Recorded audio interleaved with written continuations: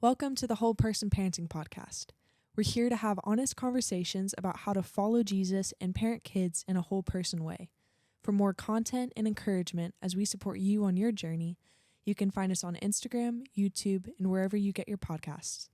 We're so glad you're here. Now let's jump in. Hey everyone, welcome to the Whole Person Parenting Podcast, and we're thankful that you guys are here. Today's kind of a special episode because we have a special guest. Very special. Very special, and he's great. He's someone that has known me for a long time because he's my dad. And Yay. The daddy. Yeah, my father. Hi, guys. And also mom's husband. So there's just a whole family here. Hi. Yeah. And the reason that we wanted to bring him on for this specific episode is because we're still in our series called Are We There Yet? Talking about the stages of development. And now we are entering into elementary age. Yeah. Grade still age. early in life, but elementary. And the reason that this applies to Dad is he's an elementary school principal.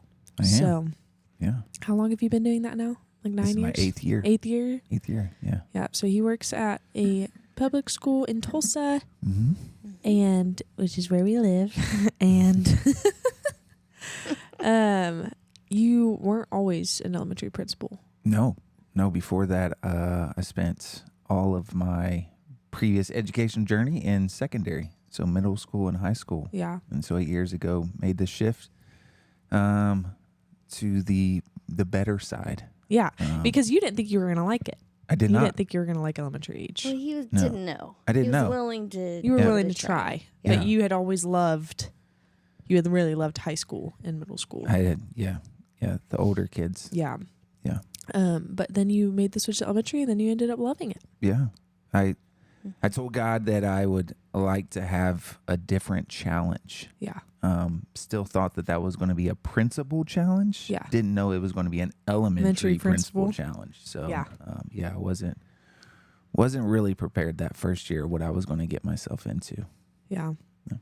Yeah. But now, I mean, you've made a lot of like awesome adjustments to the school and how that's running, and just every time that I've had the, interaction of seeing you like with some of your kids that you either they come to church randomly or I'm at the school and I'm seeing We're out in the they're community. out in the community. They're always just like running up and there's like, Mr. Isaacs, Mr. Isaacs. Yeah. And they really love you. And I've seen the random videos of, what was the one day that they did where they was like, everyone was dressing like Mr. Isaacs? Yeah. And you didn't know about it, right? For National Principal Day, I did not know it. And so that was a period of time where I had a pretty healthy mustache. And so I walked into the cafeteria and all 500 kids had mustaches on. So And the cute. staff including. So Oh, they so recognized fun. me for that day. It was Aw. pretty awesome. That's and, really and I got cool. a nice gift basket That's too. sweet. So it's awesome. I like that. Yeah. So yeah. So we wanted to bring Dad on to kind of give us some perspective. He's someone that works with this age literally every day. Yeah.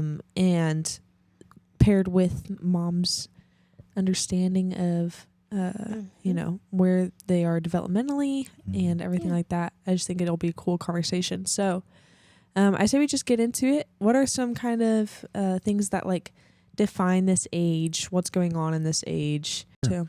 I think one of the first things that we have created into our school culture is just the focus on creating a safe space. Okay. So I just really feel like a lot of our kids come from just a lot of different dynamics at home. Not all bad, but I think it's just really important that we create some environments that they feel really safe in. Yeah. And so we have this core pillar that we really focus on around care. So kids feel loved, feel cared for. When I think about my purpose in being in education is not because I enjoyed teaching. Yeah.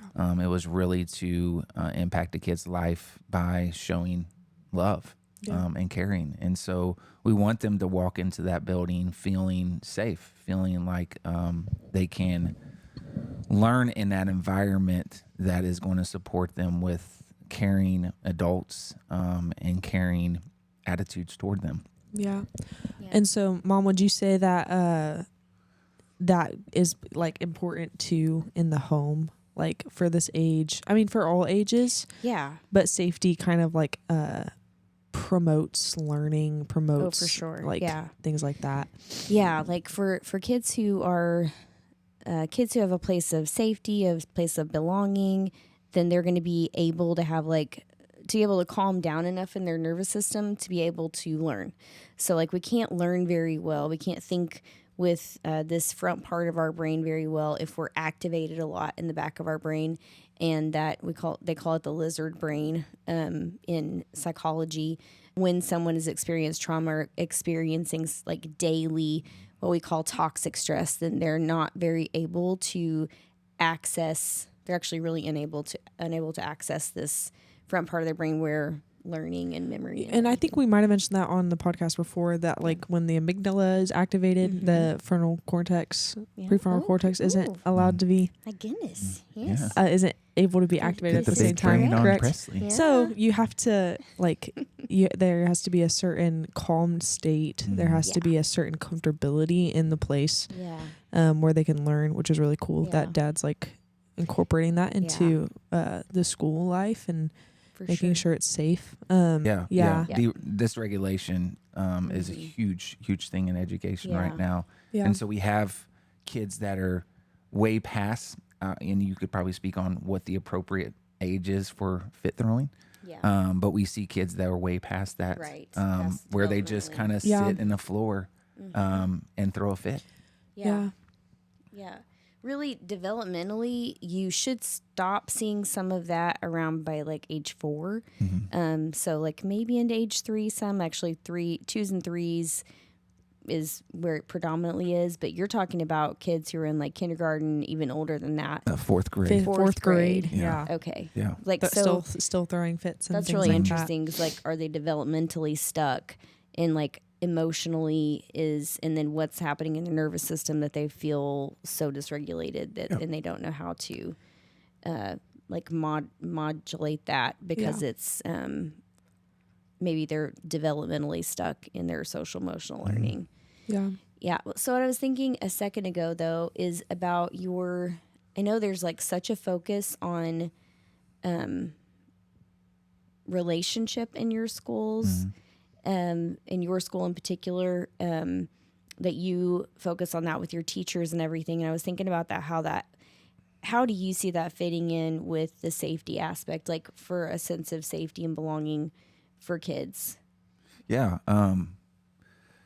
There's research, and you probably know the numbers better than I do, but there's if a student experiences 3 to 5 adults through their educational journey that they feel safe with and are connected with, their ability to achieve, not just grow, but their ability to achieve increases a lot. And so we really focus on making sure that multiple people build relationships with those kids. And we talked about our first core value was the care aspect, but then we also really, really hone in on the connection piece. And so not only giving kids opportunities to connect with themselves and their peers and helping them in that relationship building, but we need to connect with these kids, whether it's about the sports team that they like.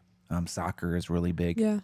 And so also giving them that aspect to have that ability to play that. So we have soccer clubs. Soccer is a really big focus around our PE classes and things like that. But then just as you're walking through the hallways and you're seeing kids talk about things, or they're asking you about TikTok trends or things that are going on, you have to figure out that way to connect with them. And so our goal is that every 525 kids that are currently at my school, that they're having 3 or 4 adults that we actually have them a connection. So we do something a little bit different at our school. Is we are in early childhood, we have self-contained classrooms, so one teacher. But once they get to first grade through 5th grade, they have 3 teachers. Okay. We want to increase the amount of people that are interacting in this kids' lives, right? So you have 3 teachers, a reading teacher, a math teacher, and then our teacher teaches science, social studies, and writing. But then they also have 3 different enrichment teachers, so art, fitness, and PE. So those are 6 people that are interacting with them. We also have TAs and paras and office staff that we motivate them and we push them to really get to know kids, to have conversations with them, have lunch duty with them, have recess duties. And so not just going out there and supervising, but actually sitting down and talking to kids. And so the more adults that we can get to connect with the kids, the likelihood that our kids are going to learn better and achieve more. Yeah. That's kind of reminding me of the concept of like relational equity, which is something I've just recently kind of been thinking about and learning about. And I've heard it a lot in like leadership terms. But I think it applies to just relationships in general, even the parent-child relationship. Thankfully, like the parent-child relationship is more unique in that like you've been with them since the beginning. So you have like a trust built just in the fact that they've been with you as an infant. As long as you've been meeting their needs. Yeah, as long as you've been meeting the needs. Yeah. But then I also just think about how many times parents can forget that they need to have a balance of like, how much am I taking out of every time I give correction? How much am I, like, if you're thinking about like your relationship as a bank, if you're depositing, fun moments, loving moments, caring moments, you're more likely to have a better response when you're taking out, you're withdrawing from your account whenever you're having to give correction, or you have to say no. Yeah. And maybe you can speak more on this because I'm not an expert in it, but I'm just thinking about that in just a way that I think I think that applies to teachers too. There's only the kid's not going to listen if they have no trust or even respect, or like relationship. Yeah, a relationship. Yeah. Like they have to understand the teacher, and they have to be able to I feel like I've witnessed this in my own life of like, I don't want to listen to the teacher that I have no connection with. I really struggled with that my senior year. I was like, I do not want to do this lady's work because I don't like her. And she had just, withdrawn too many things, and she had never deposited anything. Right. Yeah. And it just made me less willing to want to work, wanting to do my assignments, to listen to what she said, like what she was teaching, because I was just like, well, what, she doesn't even know what she's talking about. So I don't know, maybe you guys can speak more on that too.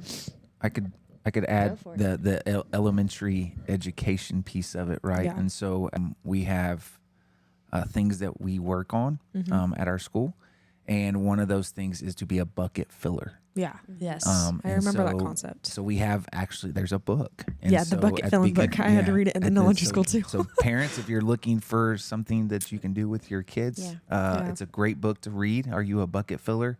And it kind of goes through just how we can fill the bucket. So teachers have a responsibility to fill that bucket to deposit kindness, goodness, determination, all those things, the kind of character education of the education system right now is to be a bucket filler. And then we also really encourage our kids to show school pride by being bucket fillers. It's one of those things. So just in our aspect at the elementary level, we are constantly looking at kids and rewarding kids. And so when we have a kind of a PBIS system, a positive behavior intervention system that we use. And if we see those kids being bucket fillers, if we see kids showing kindness and doing those things, doing the right things. Yeah. I think we talked about that on a recent episode. Yeah. So you're even doing that in schools. Yes. Yeah, that's cool. Yeah. Yes. Huge aspect of our school. And we talked about,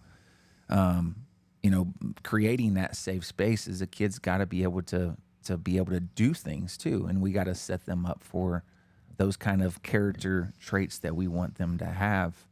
And so we have all this terminology, school pride pieces and things like that, a whole behavior intervention system that we use. But the biggest thing is to recognize those kids when they do it, and to show them off at weekly assemblies, talking about what they do in the hallways or at recess and how they're kind, and just recognize those bucket fillers in our building as an important thing of what we should be doing, not just in schools but in our life. So really trying to push them to do that at home, encouraging parents to also have that same technique or strategy at home when you're encouraging your kids. Yeah. As you were speaking, and I was just reminded of, things that like you hear a lot, and just like maybe the more specifics on a spiritual standpoint, or from a spiritual standpoint, is like, what are you depositing? Well, we're depositing the fruits of the Spirit. We're depositing the fruit of our relationship with the Lord into children. And obviously in public school, that's not, I mean, we're not teacher, naming that. But if you were a Christian parent, like that, those are the things too to be depositing. And I mean, to name them, it's in Galatians 5, verse 22. It says, "But the fruit of the Spirit is love, joy, peace, patience, kindness, goodness, faithfulness, gentleness, self-control. And against such things there is no law." And so when we're, as a parent, you are depositing things into your child. Are you depositing the things of the flesh, or are you depositing the things of the Spirit? Right.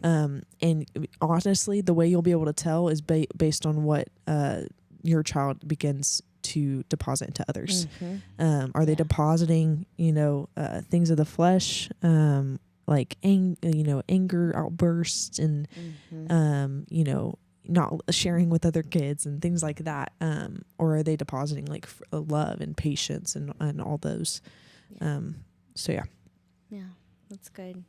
How do you see that, Jamie, with being a Christian, and like knowing what the fruits of the Spirit are, and like knowing that you're in a public school and you're not naming Jesus, but you're like, so how do you navigate that? Because I know that you feel this is a calling for you. Like you felt like that for a long time and went to school to become an educator specifically because you felt like God was leading you in that direction, after doing some volunteer based work in schools, or mentoring program work. Like how does that show up for you in your life as an educator? Sure. You got to be creative. Yeah. So you have to figure out ways to pull scripture and pull out the concepts like the fruits of the Spirit, without connecting that to saying these are the fruits of the Spirit. It's really hard. It's like a secret mission that you have. You're on a ministry, and you want to help kids, and you want to teach them all those fruits of the Spirits and all the things that are biblical, things that are important.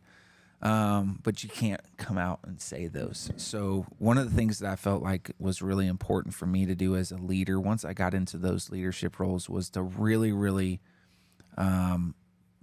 be a person who modeled those. The actions speak louder than words kind of thing. So I had to be a person that my staff saw me being patient with a kid that everybody's kind of just pulling their hair out, right?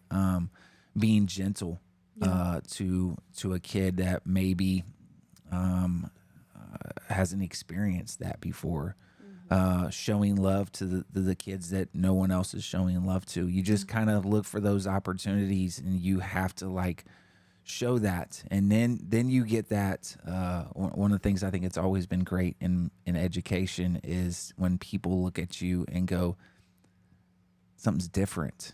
Like what you do is different, and what they don't know is that I'm doing it out of a ministry, not out of a paycheck. And so when you start to like treat kids different, you treat staff different, you have to expose them to them fruits of the Spirit by your actions, more than me just being able to get up there in front and preach it. Hey, this is Jesus. I think something that stands out to me, I don't want to like take it out of context because I can't remember what the context was exactly, but when it says against such things there is no law, I think like that's simply put, it's like you're not going to go wrong doing these things. No, like no one's going to be like stop being so kind, or you know what I mean, like it's like how God set it up too, is like these are all good things. These are all good things. There's nobody. If you do them, there's gonna be no way that you can get it wrong. Right. It's like a foolproof plan kind of. You know. Yeah.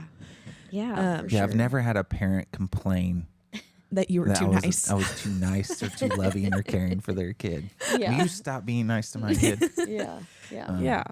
But I think it's so like I think we can take what you're saying there, even as parents, and apply that to our lives, our kids, because I mean, I don't know, not every kid is open to talking really. I mean, especially when they get into like a little bit older elementary, they're not as open to talking about the things of God. They may be feeling like they're being drugged to church with you. They may be feeling like, I don't want to have to go to Sunday school or go to, whatever. I just want to play football, or I just want to go hang out with my friends or whatever. And say start that like kind of opposing some of those things. But I think parents, I mean, that's one of the things that we can do as parents. And one of those powerful things you can do as parents is to model those rather than just fruits. getting them to church. Right. To showing actually the character of show Jesus. that. Yeah. Right.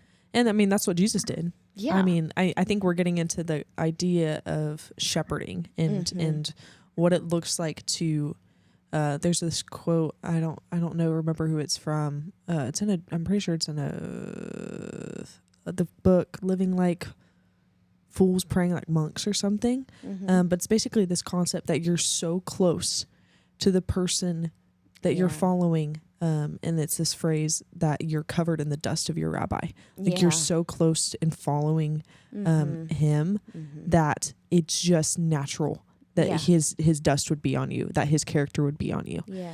And I mean, the most famous, scripture is Psalm 23, where it says, "The Lord is my shepherd, I shall not want. He makes me lie down in green pastures. He leads me beside still waters. He restores my soul. He leads me in paths of righteousness for his name's sake." And so, I mean, even this concept of he leads me in paths of righteousness, but it's for his name's sake. It's not for the good of us. Yeah. It's not so that our lives would go correctly, or that kids would have the right behavior, or that they would do the right things, but it's so that his name would be glorified. Yeah. And so if we're looking at it from an eternal perspective, it's not just discipline. It's not just making sure they grow up to be okay, and in this age making sure that they do the right things. I don't know if you guys had any thoughts with that, but this idea of shepherding, and what does it look like to shepherd in the way of Jesus, and not in our own strength and not in our own way. Because like you're saying, I mean, this is the age that there's pushback, that I don't want to go to church, that it's not just like, and there's their own independence is coming through, and that they are their own individual person, and they don't want to just listen to what the parent says always. Right. Yeah. I mean, I have a responsibility for a big group of kids every day, of making sure that when they walk into that school, it's a pasture. Yeah, that they have everything that you're need. Leading them beside still waters. Yeah. And then I think there's a big responsibility. It's like a tiered approach, right? And so there's moments in mornings and afternoons and lunch duties and recesses that I get to interact, and I get to shepherd them, and I get to show them the care and the connection and the love that I have for them, right? But the most important thing is who they spend time with the most. Yeah. Right. And so hiring those right people, making sure that when I bring them in, they know that our core values are around caring for kids, connecting with kids, and letting them know like everything else is secondary to that. Everything is secondary to the shepherding that we are doing for these kids every day without using that term, word, right? So we've created that culture there, and have hired people who want to care for kids, Yeah. who love kids and want to have a positive impact on them. We don't really look at resumes at experience of what they do. When they come in and we have meet and greets and interviews with them, a lot of our questions are just around, what are you going to do to impact a kid, you know, in the school, in the environment? How are you going to shepherd them, and how are you going to take care of them? I feel like that schools lost sight of that. Yeah. The care. For so many years, you know, a place like a school was a safe place. No one ever thought that anything was going to happen at a school. And then over the last 20 years, it's become a place where parents don't trust. Yeah. Parents worry, right? And so we have to like create that environment where we are shepherding them, we are taking care of them. There is, you know, you think about the shepherd and you build gates around it, and you're constantly watching it because you want to keep things out. We do the same thing at school. We are trying to making sure that not only just bad people don't come to school, but the other things don't come in, other mindsets or anything like that that comes in, because those are the people that are going to be having 7 hours in front of a kid. And I need to make sure they are doing exactly what I would do. Again, leading by example and setting that up to be a place of care, safety, and love. Yeah. So I'm thinking about parents who might be listening who maybe haven't had the best experiences with schools, and they might be hearing you talk about the school and being like, where's this magical place? How can I send my kid there? You know? But how can parents, like if they are seeing that their kids maybe aren't being cared for, that they are not being shepherded appropriately. I mean, maybe they don't have the opportunity to pull them out of a school and put them in another school. Maybe they're kind of have to be wherever they are. Yeah. Like, how can they, like, how would you recommend as a school leader they approach that issue? Sure. I mean, when I first started at the school that I'm at now, parents didn't feel welcomed. It was almost like we we opened up the huge wall and let the kids come in every day and wouldn't let anybody in. It was not an opening, welcoming place. And so we had to do that. We had to start to create some committees and build relationships. One of the best things that I do, I feel like that really took a turn for our culture, was I started doing dismissal every day. Yeah. And so me walking to every car around and introducing myself and meeting parents and checking on them and telling them about, you know, their kid did this today. No, not bad stuff, right? Just building that relationship really got us to a point. But what I think we all had to do at the school that I was at is, when we had those parents that were not trusting us because of past experiences, or just you just assume that the people at this school don't care about your kid. We had to have those meetings. We had to use parent-teacher conferences to sit down and say, we love your kid and we want nothing but the best for your kids. And as a leadership, I have a leadership team, we had to do that same thing. And so whether it was behavior issues, attendance issues, suspension conversations, any of those things, we wanted it to come from a caring place. Yeah. So for a parent who is not feeling like the school is caring for them, for a parent who maybe feels like their school is not the most safe or best place for their kid, I feel like parents have taken a back seat of advocacy for their kids. Yeah. That's your kid. That's their education, and you might be placed in a school because of the neighborhood you live, but you have that ability to walk in, meet with those principals and those staff members and those teachers, and advocate for your kid to experience that love and care that we're trying to do at my school. And I think we can't just sit back and send our kid every day and go there and keep our fingers crossed that everything's going to be all right. Get involved. Get involved in your school. Volunteer in those schools. Go and ask for a meeting with the principal, sit down and voice those concerns.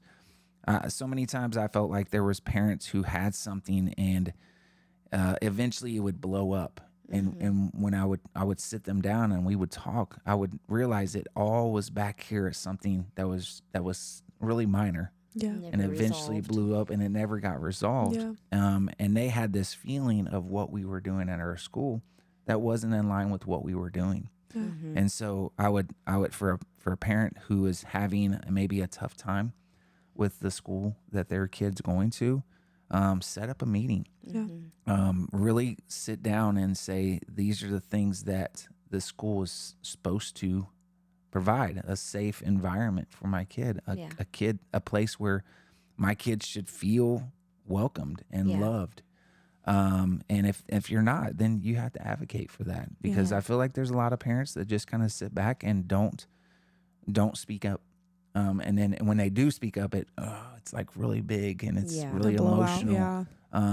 And sometimes it's just connected to that small thing. So don't wait. It's like literally set up that time, and go and speak to that teacher, because what our hope is that everybody in education, every person that's in a classroom, is doing it for the kids. Yeah. We hope that everybody is doing it for the kids. And so if you get in there, I think you can meet with somebody and talk with somebody and eventually come to a partnership. That's what needs to be done. More of a partnership instead of us and them. Yeah.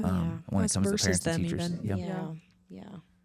Yeah, I think that's a great point. I feel like you guys did a great job of that too. I mean, maybe not so much with me, but definitely with Brayden, and just being like an advocate for him and making sure that his best interests were at heart.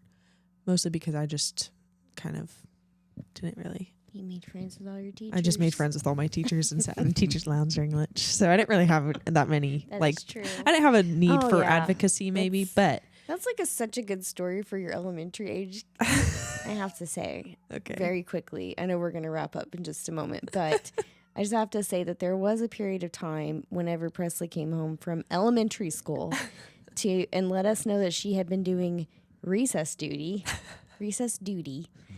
which was not a kid job, was a teacher job. And then around that same time, she came in one day and told us so-and-so from school was retiring. And we're like, oh, really? And then we found out that she learned this while she was in the teacher's lounge at lunchtime having lunch with the other teachers. Yeah, I know. Yeah, with the other teachers. And she also was, I remember being stopped in like 4th grade and somebody thought she was a substitute Always, yeah. teacher. That did happen many times, which was really frustrating to me because I looked older.